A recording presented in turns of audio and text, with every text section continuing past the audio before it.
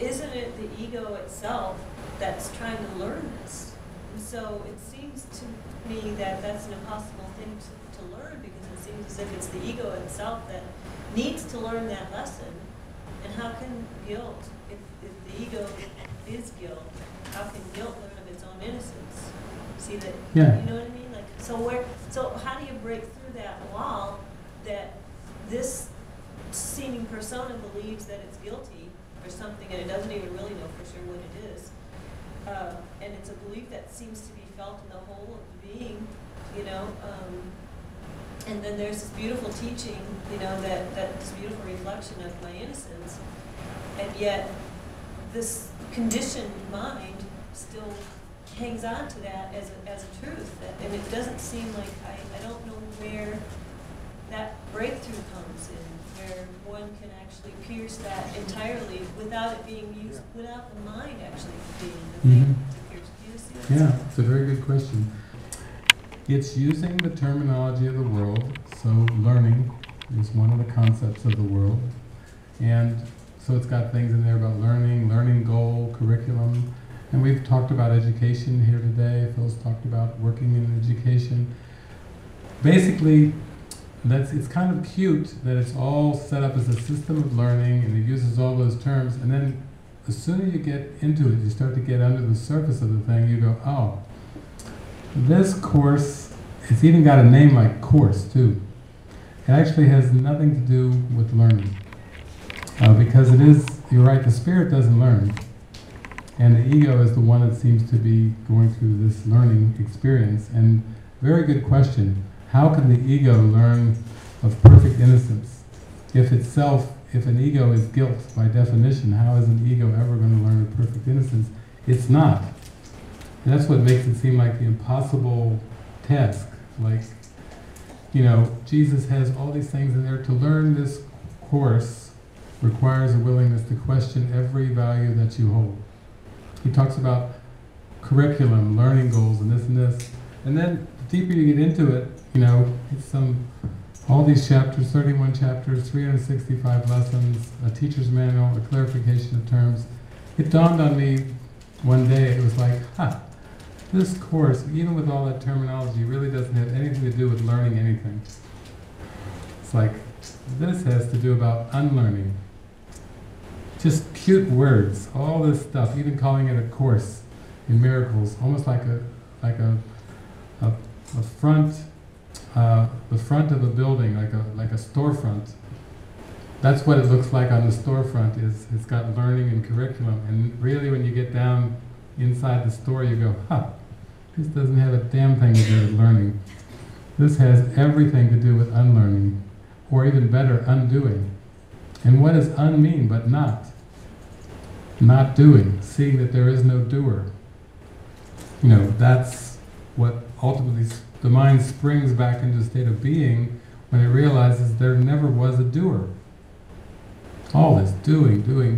So it's kind of cute, you know, oh, we got 365 lessons. Well, Spirit's not doing 365 lessons. And then you've got all these chapters to read, but the only problem is Spirit doesn't read.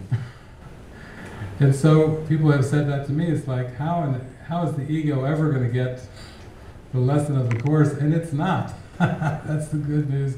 It's like finally lots of things have to start to pop, including concepts of learning. You know, learn this course and this and this and this, pop, pop, pop. They all start to pop like little soap bubbles, like, oh my God, what a crock of bubbles, what a crock of concepts I have believed in.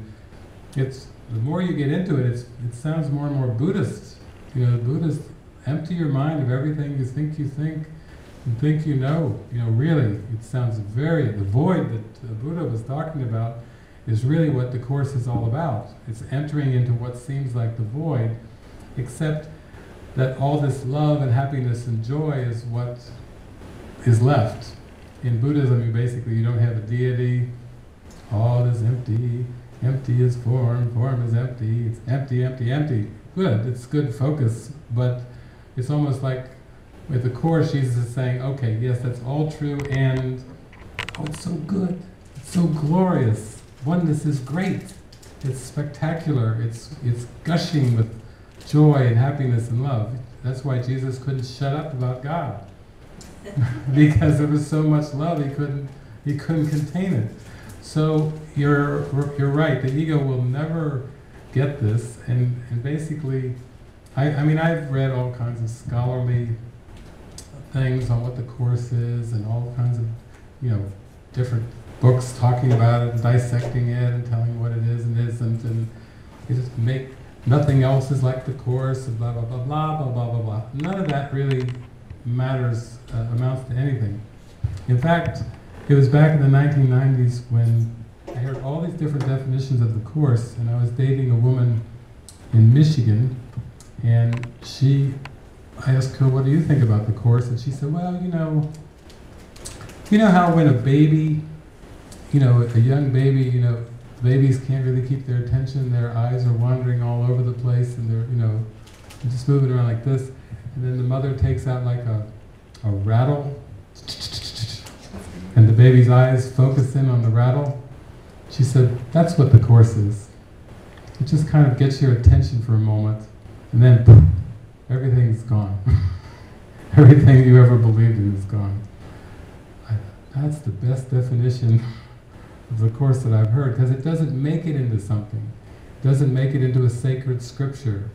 There was one Course teacher years ago that said, don't let it touch the ground.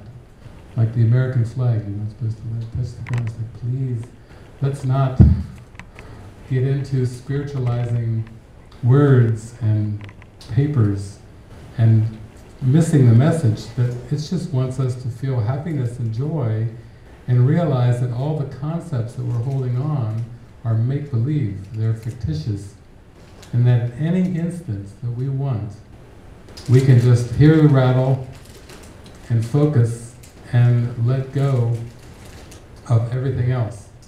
We don't even have to figure out how will I learn this Course, because the one that seems to be learning is not going to get it, is never going to realize the love, the message.